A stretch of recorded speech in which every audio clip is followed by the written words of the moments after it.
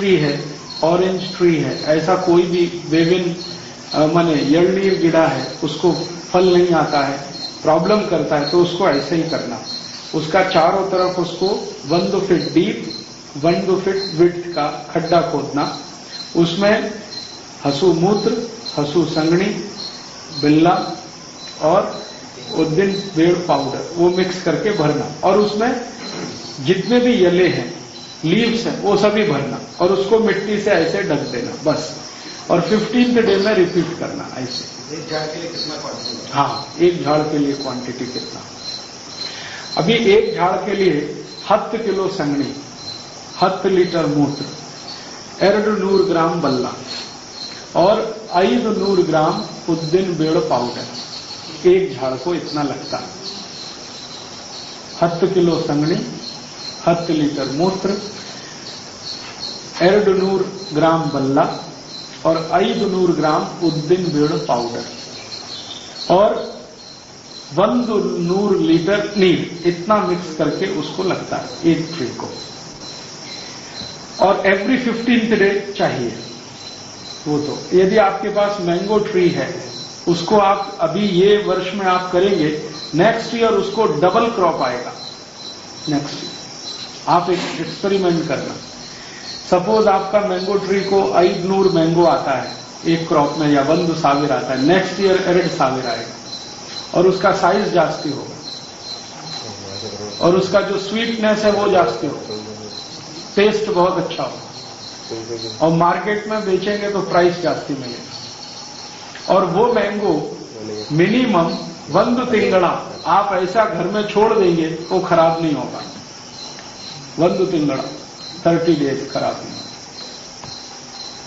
ये बहुत सिंपल है, कोई भी आप वृक्ष को ये कर सकते हैं। जो फ्रूट्स देता है, फल देने वाला कोई भी वृक्ष को ये सॉल्यूशन, ये परिहार आप कर सकते हैं। हाँ, इंटरेस्टिंग क्वेश्चन। कितना डिस्टेंस में वो खड्डा खोदना है, उसका तो सिंपल कैलकुलेशन है। जब भी पेड़ को सूर्य का प्रकाश आया दोपहर को 12 बजे, 12 घंटे सूर्य प्रकाश यदि आएगा तो उसका जहां तक शैडो जाता है वहां तक उसको खोदना। शैडो को कन्नड़ में क्या कहते हैं? हाँ।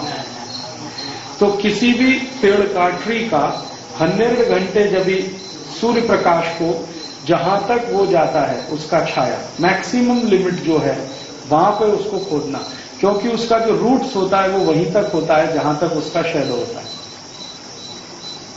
ये साइंटिफिक प्रिंसिपल है। ये जो कैनोपी होता है, वृक्ष का कैनोपी, जिसको छतरी हम लोग कह सकते हैं, वृक्ष कैनोपी वहां तक डेवलप होता है जहां तक उसका रूट्स होता है। तो रूट्स को चाहिए भोजन, और हम भोजन उसका स्टेम को देते हैं, तना को देते हैं, वहां से वो कुछ लेता नहीं। जो भी लेता है वो रूट से लेता है। तो रूट्स का नजदीक में आप जब ये देंगे वो बहुत अच्छा रिजल्ट देगा। इसको आप कन्नड़ में जरा एक्सप्लेन कर दो, ये बहुत इंपॉर्टेंट चीज है। ಪ್ರಶ್ನೆ ಕೇಳಿದ್ರು, ಇದು ಯಾವ ತರ ಹಾಕ್ಬೇಕು ಗಿಡಕ್ಕೆ ಅಂತ. ಮಧ್ಯಾಹ್ನ 12 ಗಂಟೆ ಒಳಗೆ ನೆರಳು ಬರ್ತದಲ್ಲ, ಆ ನೆರಳು ಒಂದು ರೇಖಾ ಹಾಕಿ ಅಲ್ಲಿ ತೆಗೆದು ಏನು ಎಷ್ಟು ತೆಗೆದು 1 ಫೂಟ್ ಬೈ 1 ಫೂಟ್ ಕೆಳಗೆ 1 ಫೂಟ್ ನೀವು ಅಲ್ಲೆಲ್ಲೆಲ್ಲೇ ತೆಗೆದು ಆ ತೆಗೆನೊಳಗೆ ನೀರು ಏನು ಗೋಮೂತ್ರ, ಸೆಗಣಿ, ಉದ್ದಿನ ಬೇಳೆ ಹಿಟ್ಟು ಮತ್ತು ಬೆಲ್ಲ ಇದನ್ನ ಕೂಡಿಸಿ ಕಲಸಿ ಯಾವ್ಯಾವ ತಪ್ಪಲು ಏನು ಒಣಗಿರ್ತಾವಲ್ಲ ಆ ತಪ್ಪಲು ಹಾಕಿ ಮಿಕ್ಸ್ ಬಿಡುದು. ಈಗ 15 ದಿವಸಕ್ಕೊಮ್ಮೆ ಮಾಡ್ಬೇಕು. ಮತ್ತೇನು ಕೇಳಿದ್ರೆ और कोई भी वृक्ष में कर सकते हैं, जो भी फ्रूट्स देता है। ಹಣ್ಣುಗಳಿಗೆ ಹೆಚ್ಚು ಬೇಕಾಗುತ್ತೆ ಅಥವಾ ಪಂಚಿ ಗಿಡ ಈ ತರ ಯಾವ್ದು ಇತ್ತಂದ್ರೂ ಮಾಡಬಹುದು. ತೆಂಗಿನ ಗಿಡಕ್ಕಾಗಲಿ, ಮಾವಿನ ಗಿಡಕ್ಕಾಗಲಿ, ಕೃಷಿ ಗಿಡಕ್ಕೆ ಯಾವ ಗಿಡಕ್ಕೂ ಇದ್ರೆ ನಡೀತದೆ. ಅದೇ ಇಂಥ ಗಿಡಕ್ಕೆ ಹೆಲ್ಪ್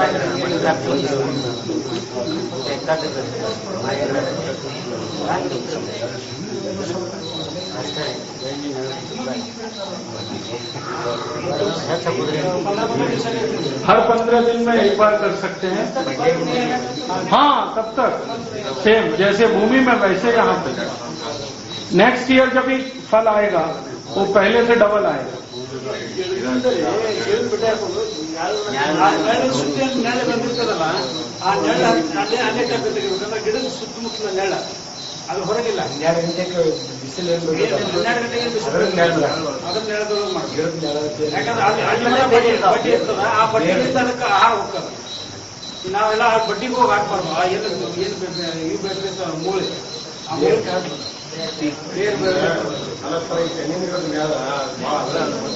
ಅಲ್ಲಿ ಅಷ್ಟು ಇಲ್ಲ ಮಧ್ಯಾಹ್ನದ ಮಧ್ಯಾಹ್ನದಾಗೆ ಇಲ್ಲ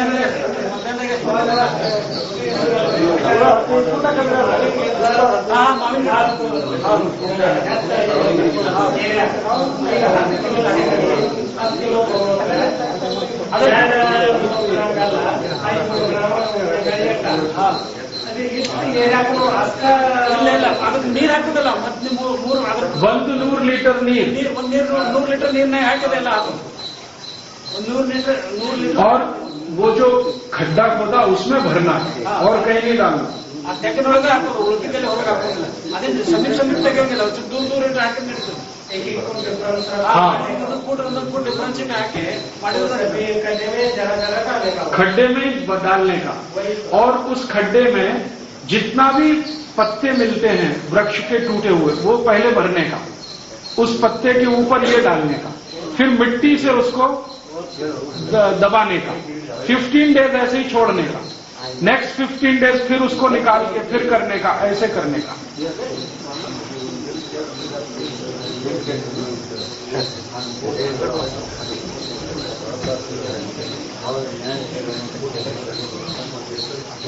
ये तो समझ में आया.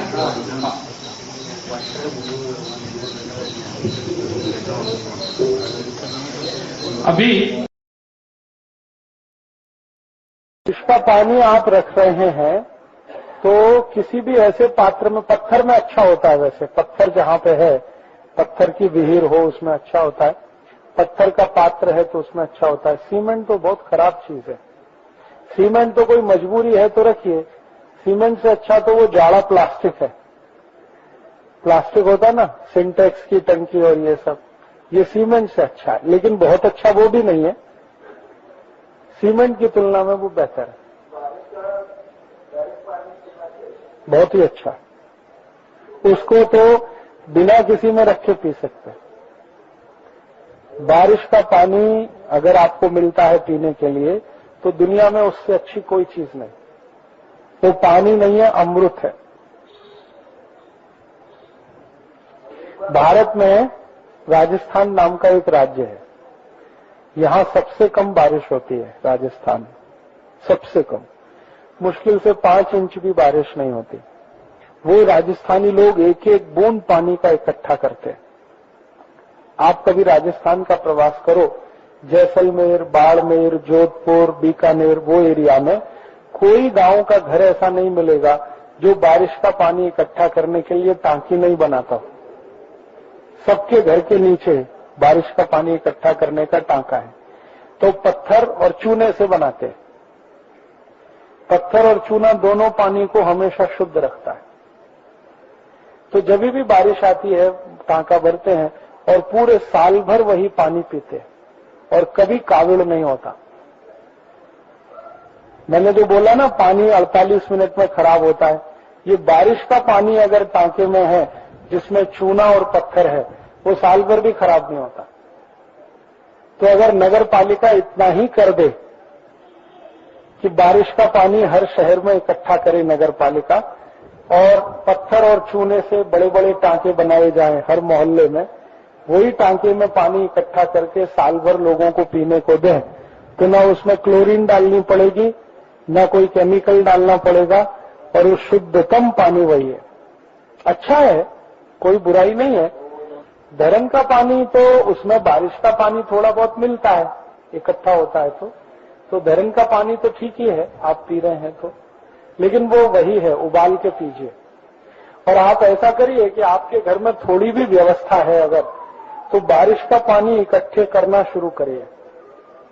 आपके घर में थोड़ी भी कोई व्यवस्था हो तो बारिश का पानी बेकार मत जाने दीजिए. घर पर जितना पानी टूट रहा है, गिर रहा है घर की छत पर, उतना तो जरूर इकट्ठा करें।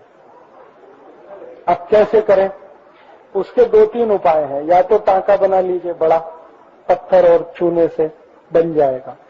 टांका नहीं बना सकते तो बारिश का पानी आपके घर के नजदीक कोई एक खड्डा करके बोर जैसा 20-25 फुट का पाइप डाल के रख दीजिए और जितना पानी आता है सीधे उसमें डाल दीजिए।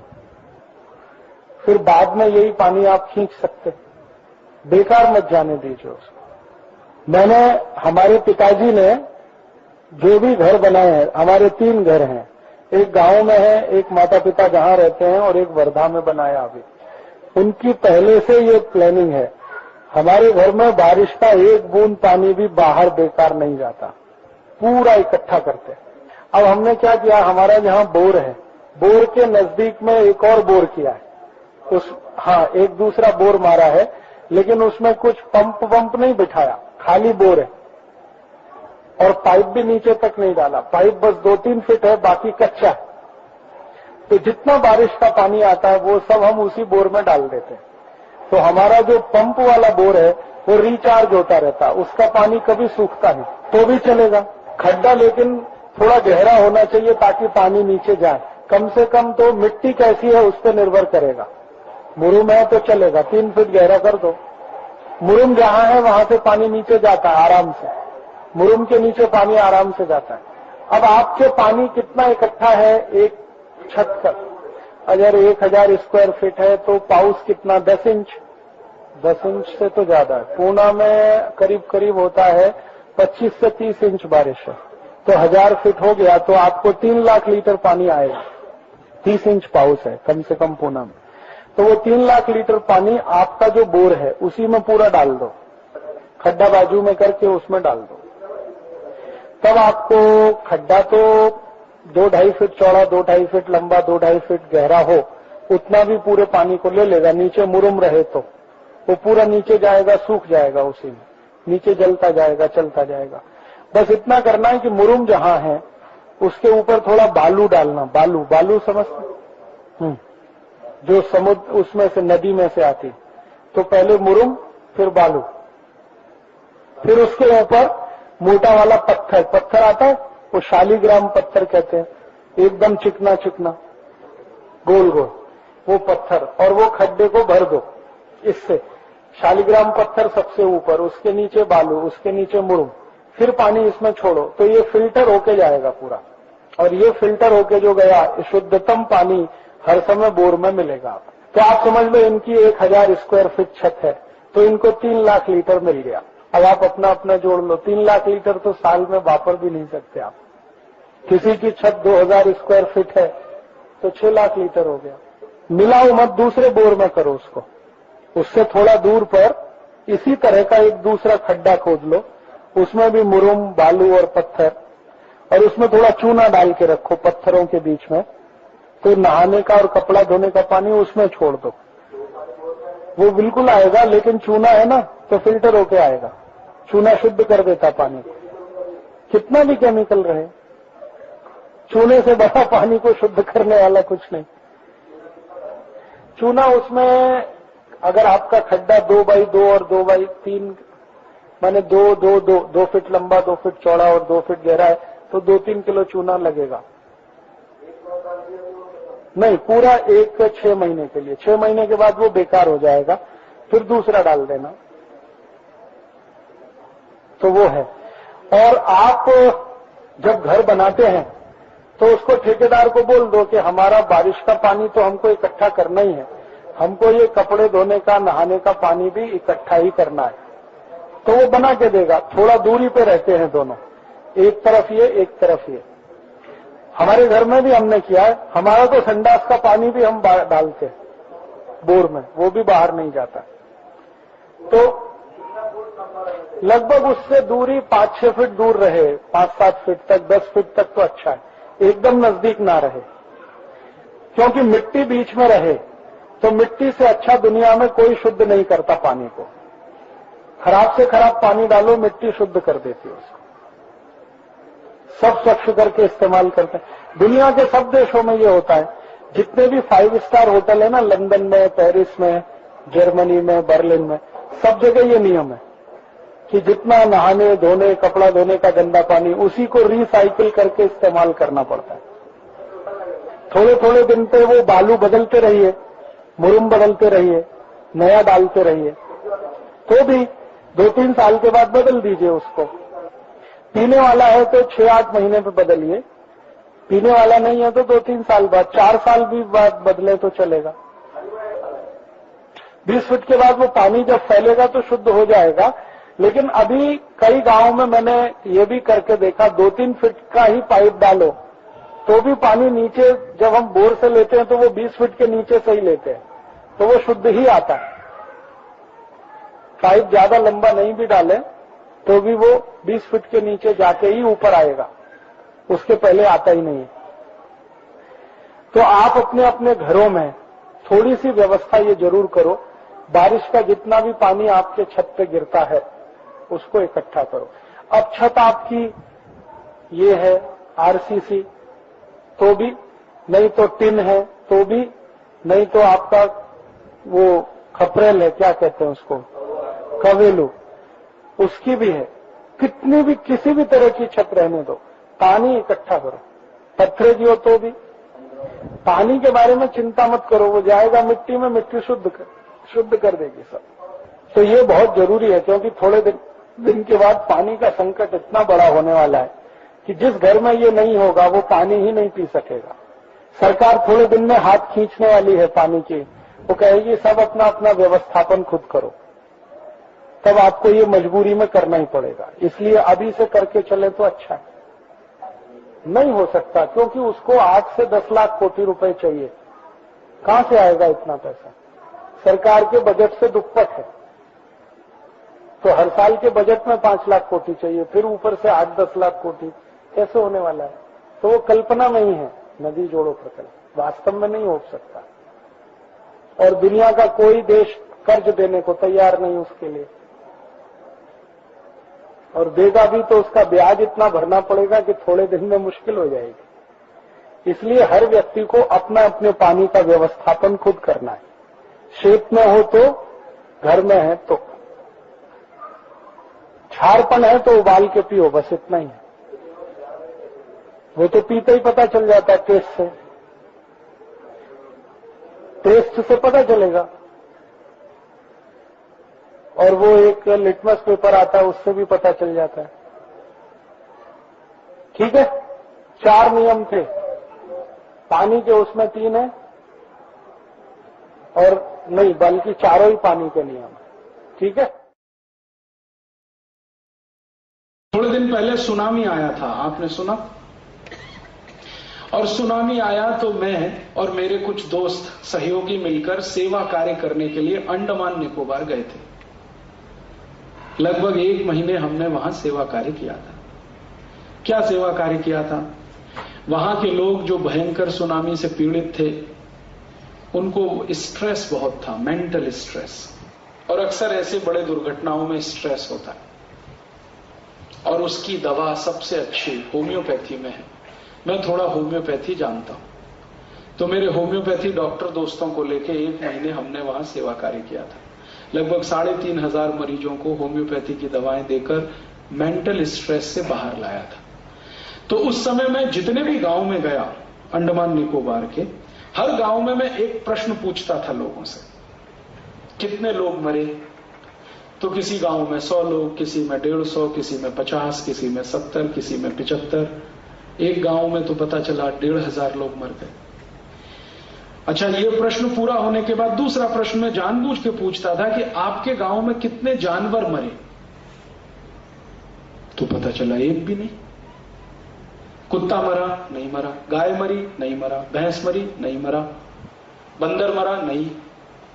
कौन जानवर मरा? एक भी नहीं। अच्छा, पक्षी कितने मरे? एक भी नहीं। और मनुष्य कितने मर गए? 36,000। कैसे मर गए?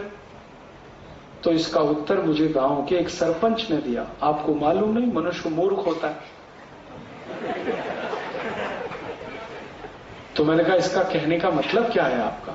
उन्होंने कहा मनुष्य महामूर्ख होता है, जानवरों को मनुष्य से ज्यादा अकल होती है। मैंने पूछा बता दीजिए, मुझे सिद्ध कर दीजिए। उन्होंने कहा मैं बताता हूं। वो सरपंच मुझे मिला अंडमान निकोबार के एक गांव में। उस गांव का नाम है बंबू फ्लैट। अंडमान निकोबार की जो राजधानी है वहां से 60 मील नॉटिकल मील समुद्र में अंदर एक टापू है, टापू पर यह गांव। तो सरपंच ने कहा कि देखो मैं आपको बताता हूं, जब सुनामी आया उससे 2 दिन पहले मेरे कुत्ते को मालूम था कि सुनामी आ रहा है। जब सुनामी आया उससे 2 दिन पहले मेरी गाय को मालूम था सुनामी आ रहा है। जब सुनामी आया तो मेरी भैंस को मालूम था कि सुनामी आ रहा है। जब सुनामी आया तो मेरे घर के चूहों को, ऊंदर को मालूम था कि सुनामी आ रहा है। जब सुनामी आया तो बिल्ली को मालूम था कि सुनामी आ रहा है। जब सुनामी आया तो कीड़ी, चींटी, आंट्स को मालूम था कि सुनामी आ रहा है। लेकिन हम मूर्खों में से किसी को नहीं मालूम था कि सुनामी आ रहा है। का आपको मालूम है भारत सरकार ने अंतरिक्ष में कितने सैटेलाइट छोड़े? उनकी संख्या धीरे धीरे अभी 56 हो गई है। हजारों करोड़ रुपए इन सैटेलाइट पे हर साल खर्च होता है। और उसमें से कुछ सैटेलाइट सिर्फ इस बात के लिए है कि वो समुद्र में होने वाली हर गतिविधि को ध्यान में रखें। तो सारे सैटेलाइट फेल हो गए, हजारों करोड़ रुपए वाले बता नहीं सके कि सुनामी आ रहा है। और हमारे घर के आसपास रहने वाले ये जानवर कुत्ता, बिल्ली, बंदर, कीड़ी, चींटी, गाय, भैंस, इन सबको मालूम था 24 घंटे पहले, 48 घंटे पहले सुनामी आ रहा है। तो मैंने पूछा इनको कैसे मालूम था? तो सरपंच ने कहा कि देखिए बात यह है कि सुनामी जिस दिन आया उससे 2 दिन पहले मेरा कुत्ता भाग गया, गाय चली गई, भैंस चली गई। मैंने कस के पकड़ के गाय को रस्सी बांधी थी, रस्सी को तोड़ के चली गई। मेरे घर में एक बंदर था, वो भी चला गया। 2 दिन मुझे घर में चींटियां नहीं दिखाई दी जो रोज निकलती। ऊंदर नहीं आया, वो भी कहीं चले गए। बिल्ली नहीं आई, वो भी कहीं चले गए। तो मैं समझ गया कि जरूर कुछ गड़बड़ होने वाली है। तो वो सरपंच ने कहा कि मैं भी चला गया घर छोड़कर। तो मैं बच गया और मेरे घर में से कोई दूसरा नहीं बचा। तो सरपंच ने मुझे एक बात कही कि आप कहीं भी जाना, लोगों को बताना कि सुनामी में एक भी जानवर नहीं मरा, मनुष्य 36,000 मरे। इसका माने मनुष्य की अकल कम है, जानवरों की उससे ज्यादा है। इन जानवरों को ईश्वर का दिया हुआ कोई वरदान है या सिक्स्थ सेंस है जिससे ये पता कर लेते हैं। और जानवरों में सबसे पहले पता जिसको होता है वो ये कुत्ता ही होता है। और हमारे मूर्ख महानगर पालिका के अधिकारी इन्हीं कुत्तों को मारने में लगे हुए हैं गांव गांव। कल्पना करो सब कुत्ते खत्म हो गए तो दोबारा सुनामी आएगा तो बताने वाला कोई नहीं होगा। हम इन जानवरों को कमतर समझते हैं। तब मेरी उसकी आखिरी जो संवाद हुई सरपंच की, तो वो बहुत ही मजेदार थे। सरपंच ने कहा कि आप सब शहर वाले गाली देते हैं कि तू कुत्ता है, आप शहर वाले गाली देते हैं तू गधा है, आप शहर वाले गाली देते हैं कि तेरी बुद्धि भैंस की है। आगे से नहीं कहना, ये आगे से कहना तू आदमी है, तुझको अक्ल नहीं है, समझता नहीं है। और जितना ज्ञान उस सरपंच ने मुझे दिया, मैं अभिभूत हो गया उससे। मैंने चलते चलते सरपंच को पूछा, भाई तुमको ये ज्ञान कहां से मिला? तो उसने कहा कि ये ज्ञान हर एक व्यक्ति को मिल सकता है अगर आंखें खुली रखे, कान खुले रखे। तो ये परिस्थिति जो पूरी हमारी है, पर्यावरण, इसमें ये ज्ञान भरा पड़ा है। मैंने पूछा थोड़ा दे दो मुझे भी। तो उसने कहा लिख लो और कभी भी टेस्ट कर लेना, फेल नहीं होगा। ये सैटेलाइट फेल हो जाएगा, ये फेल नहीं होगा। उसने मुझे कुछ ऐसी बातें बताई हैं जो आज तक मैं परीक्षण कर रहा हूं और सही सिद्ध हो रही।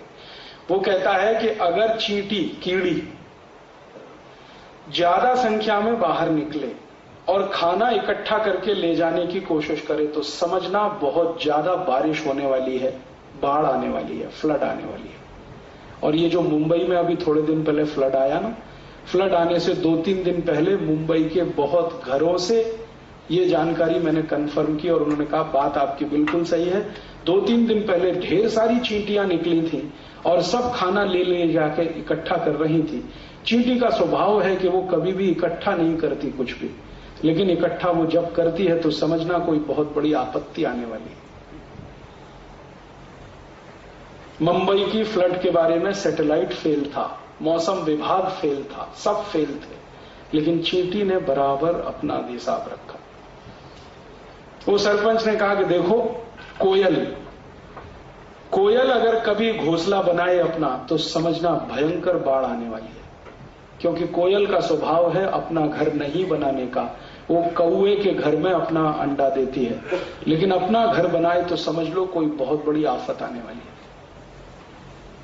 और उसने ऐसी मुझे 20 बातें बताई, बकरी के बारे में, भेड़ के बारे में, गाय के बारे में, कुत्तों के बारे में। और वो सब बातें पिछले कई महीने से मैं देख रहा हूं, जगह जगह एक एक सच निकल रही है। इसका माने इन जानवरों को हमसे ज्यादा सेंस है और इनकी प्रकृति की व्यवस्था को चलाने में बहुत बड़ा योगदान है। और हम हिंदुस्तानियों में सबसे पहले अगर किसी एक व्यक्ति को यह बात समझ में आई थी तो वो थे भगवान महावीर। उनको यह समझ में आ गया था। मैं आपको एक और छोटा सा माहिती देता हूं। हसु संगनी हसु मूत्र का कृषि में जास्ती से जास्ती प्रयोग करने से भूमि स्वस्थ होता है। भूमि स्वस्थ होने से, सॉइल स्वस्थ होने से, मिट्टी स्वस्थ होने से उत्पन्न जास्ती होता है। इधे रीति हसु संगनी हसु मूत्र का मनुष्य शरीर को प्रयोग करने से मनुष्य शरीर भी स्वस्थ होता है। मनुष्य शरीर को 148 रोग होता है। 148 रोग मनुष्य शरीर को होता है। Diabetes, arthritis, bronchitis, bronchial pneumonia, osteoporosis, cough, cold, tuberculosis आदि आदि 148 डिसीज मनुष्य शरीर को होता है। और डिसीज होने का कारण क्या है? जब ये मनुष्य शरीर हमारा रेजिस्टेंस पावर में कम होगा, हमारा प्रतिरोधक शक्ति कमी होगा, तो हमको रोग होगा 100%। और जब भी हमारा प्रतिरोधक शक्ति जास्ती है तो हमारा शरीर निरोगी होगा। हसु मूत्र प्रतिरोधक शक्ति को जास्ती करने का बेस्ट मेडिसिन। हसु मूत्र से मनुष्य शरीर का प्रतिरोधक शक्ति बहुत जास्ती होता है, बहुत। तो कभी भी आपको लाइफ में कभी भी कुछ रोग हुआ तो वो रोग समाप्त करने के लिए हसु मूत्र लेना। हसु मूत्र बेस्ट मेडिसिन। उदाहरण के लिए आपको डायबिटीज हुआ, डायबिटीज में डेली प्रतिदिवस 50 मिलीग्राम हसु मूत्र बेड़गे मॉर्निंग में लेना, स्वल्प स्वल्प उसको पीना।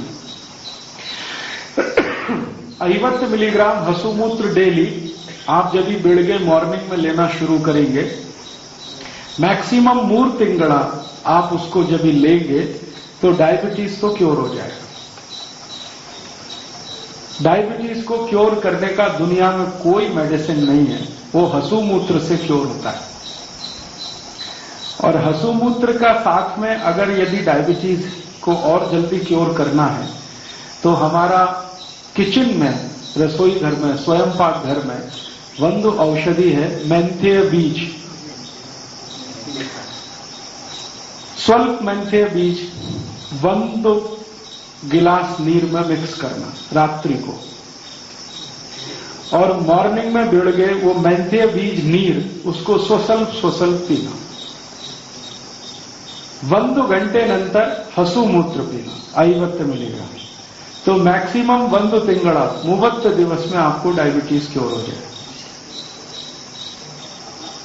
ಬಾಳ ಸರ್ ಇದೇ ರೀತಿ आपको अस्थमा दमा तो डेली 50 मिलीग्राम हसुमूत्र स्वसल्प पीना मॉर्निंग में बेळगे मैक्सिमम 30 दिवस